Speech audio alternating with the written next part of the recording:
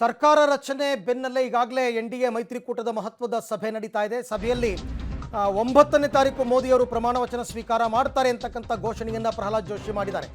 ಮುಂದಿನ ಭಾನುವಾರ ಪ್ರಮಾಣ ವಚನ ಸ್ವೀಕರಿಸಲಿದ್ದಾರೆ ಮೋದಿ, ಅಂದರೆ ನಾಡಿದ್ದು.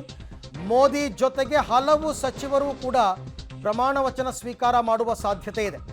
ಎನ್ಡಿಎ ಒಕ್ಕೂಟದ ನಾಯಕರಿಗೆ ಪ್ರಹ್ಲಾದ್ ಜೋಶಿ ಸನ್ಮಾನವನ್ನ ಮಾಡಿದ್ದಾರೆ. ಅಮಿತ್ ಶಾ ಜೊತೆ ವೇದಿಕೆಯಲ್ಲಿ ಕೂತಿದ್ದಾರೆ ಕುಮಾರಸ್ವಾಮಿ ಅವರು ಕೂಡ. ಈಗಾಗಲೇ ಸಭೆ ಆರಂಭ ಆಗಿದೆ. ಕುಮಾರಸ್ವಾಮಿ ಅವರಿಗೆ ಸ್ವಾಗತ ಕೋರಿ ಬರಮಾಡಿಕೊಂಡಿದ್ದಾರೆ. ದೃಶ್ಯದಲ್ಲಿ ತಾವೀಗ ಅದನ್ನು ಗಮನಿಸ್ತಾ ಇದ್ದೀರಾ. ಎನ್ಡಿಎ ಕೂಟದ ನಾಯಕರು ಯಾರ್ಯಾರು ಬಂದಿದ್ದಾರೆ ಎಲ್ಲರಿಗೂ ಕೂಡ ಬಿಜೆಪಿ ವತಿಯಿಂದ ಒಂದು ರೀತಿಯಲ್ಲಿ ಸ್ವಾಗತ.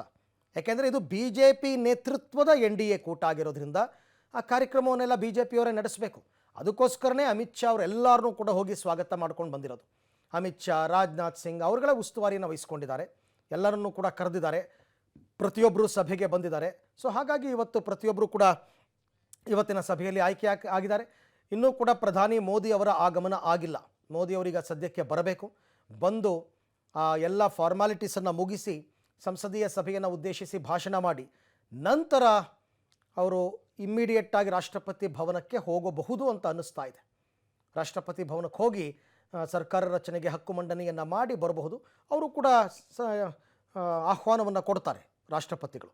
ಯಾಕೆಂದರೆ ಸಿಂಗಲ್ ಲಾರ್ಜೆಸ್ಟ್ ಪಾರ್ಟಿಯಾಗೂ ಕೂಡ ನಂಬರ್ ಇದೆ. ಎನ್ಡಿಎ ಮಿತ್ರಕೂಟದ ಎಲ್ಲ ನಂಬರ್ ಸೇರಿದರೆ ಈಗ 303 ಆಗ್ತಾ ಇದೆ. ಹಾಗಾಗಿ ಅವರಿಗೆ ಆಹ್ವಾನ ಕೊಟ್ಟೇ ಕೊಡ್ತಾರೆ. ಮತ್ತೊಂದು ಕಡೆ ಇಂಡಿಯಾ ಒಕ್ಕೂಟ ಸರ್ಕಾರ ರಚನೆಯನ್ನು ಕೈ ಬಿಟ್ಬಿಟ್ಟಿದೆ. ನಾವು ವಿರೋಧ ಪಕ್ಷದಲ್ಲಿ ಕೂರ್ತೀವಿ ಅಂತ ಹೇಳಿದ್ದಾರೆ. ಹಾಗಾಗಿ ಈ ಬಗ್ಗೆ ಎಲ್ಲ ವಿಚಾರಕ್ಕೆ ಸಂಬಂಧಪಟ್ಟಂತೆ ಮತ್ತಷ್ಟು ಮಾಹಿತಿ ನನ್ನ ಕೊಲೀಗ್ ಶಬೀರ್ ಅವರಿಂದ ಪಡ್ಕೊಳ್ಳೋಣ. ಶಬೀರ್, ಸಭೆಗೆ ಮೋದಿ ಅವರ ಆಗಮನ ಆಯ್ತಾ?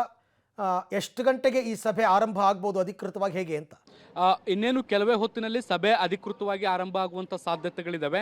ಈಗ ಬೇರೆ ಬೇರೆ ನಾಯಕರು ಅಂದರೆ ಎನ್ಡಿಎ ಒಕ್ಕೂಟದ ಮಿತ್ರ ಪಕ್ಷಗಳೇನಿದ್ದಾವೆ ಆ ಎಲ್ಲ ನಾಯಕರುಗಳು ಕೂಡ ಈಗ ಸಭೆಗೆ ಆಗಮಿಸ್ತಿದ್ದಾರೆ. ಈಗ ಅವರನ್ನ ಸ್ವಾಗತಿಸುವಂಥ ಪ್ರಕ್ರಿಯೆಗಳು ಕೂಡ ನಡೀತಿದ್ದಾವೆ. ಮುಖ್ಯವಾಗಿ ಬಿಜೆಪಿ ನಾಯಕರಾಗಿರುವಂತಹ ರಾಜನಾಥ್ ಸಿಂಗ್ ಆಗಿರ್ಬೋದು, ಅಮಿತ್ ಶಾ ಅವರು, ಜೆ.ಪಿ. ನಡ್ಡಾ ಅವರು, ಇವರೆಲ್ಲರೂ ಕೂಡ ಮಿತ್ರ ಪಕ್ಷದ ನಾಯಕರನ್ನ, ಮುಖಂಡರನ್ನ ಅವ್ರನ್ನ ಸ್ವಾಗತಿಸುವಂಥ ಕೆಲಸವನ್ನ ಮಾಡಲಾಗ್ತಾ ಇದೆ. ಅವ್ರನ್ನ ಸನ್ಮಾನಿಸುವಂಥ ಕೆಲಸವನ್ನ ಕೂಡ ಮಾಡಲಾಗ್ತಾ ಇದ್ದಾರೆ. ಒಮ್ಮೆ ಇವರೆಲ್ಲರೂ ಕೂಡ ಬಂದ ಮೇಲೆ ಆಮೇಲೆ ನರೇಂದ್ರ ಮೋದಿ ಅವರು ಬರುವಂತ ನಿರೀಕ್ಷೆಗಳಿದಾವೆ. ಯಾಕಂದ್ರೆ ಪ್ರೋಟೋಕಾಲ್ ಕೂಡ ಇರುತ್ತೆ. ಈಗ ಅವರು ಇನ್ನೂ ಕೂಡ ಸ್ಟಿಲ್ ಪ್ರಧಾನಮಂತ್ರಿ ಅವರಾಗಿರುವಂತ ಹಿನ್ನೆಲೆಯಲ್ಲಿ SPG ಭದ್ರತೆ ಕೂಡ ಅವ್ರಿಗಿರುತ್ತೆ. ಹೀಗಾಗಿ ಎಲ್ಲರೂ ಬಂದು ಸೆಟಲ್ ಆದಮೇಲೆ ಅವರ ಆಗಮನ ಕಡೆಯದಾಗಿ ಆಗುತ್ತೆ. ಇನ್ನೇನು ಕೆಲವೇ ಹೊತ್ತಿನಲ್ಲಿ ಅವರು ಕೂಡ ಬರ್ತಾರೆ. ಬಂದ ಮೇಲೆ ಅಧಿಕೃತವಾಗಿ ಸಭೆ ಕೂಡ ಆರಂಭ ಆಗುತ್ತೆ. ಜೆ.ಪಿ. ನಡ್ಡಾ ಅಥವಾ ಅಮಿತ್ ಶಾ ಅವರು ಇಬ್ಬರಲ್ಲಿ ಒಬ್ಬರು ಈ ಒಂದು ಸಭೆಯನ್ನು ಉದ್ದೇಶಿಸಿ ಮಾತುಗಳನ್ನು ಕೂಡ ಆರಂಭಿಸ್ತಾರೆ.